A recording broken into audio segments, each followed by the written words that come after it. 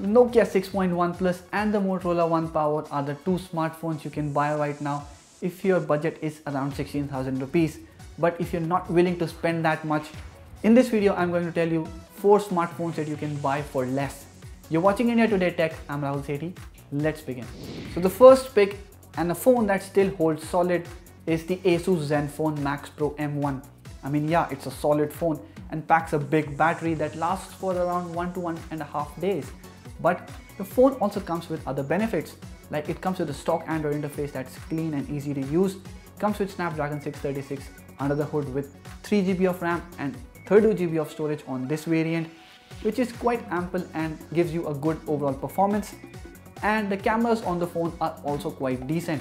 The only bad thing about the phone is that it's quite big and bulky at times, and it's not very easy to use with one hand. Also, you get a micro USB port, so the fast charging capability on the phone is missing.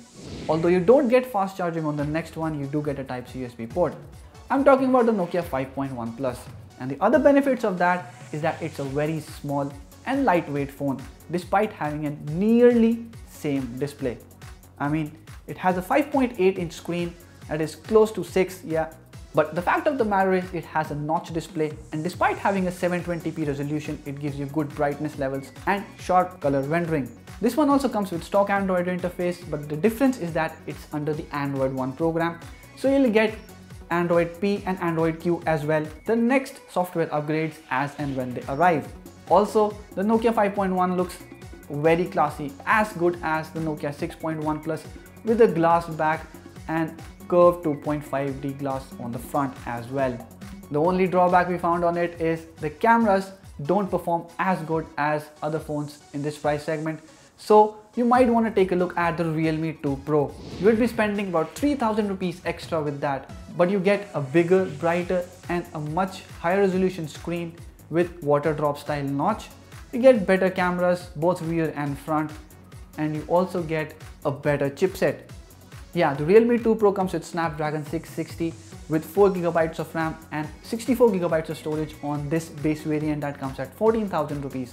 But like every other phone, this phone also has its own drawbacks, and the biggest one is that it runs Color OS, which is not as fluid and easy to use as the stock Android interface.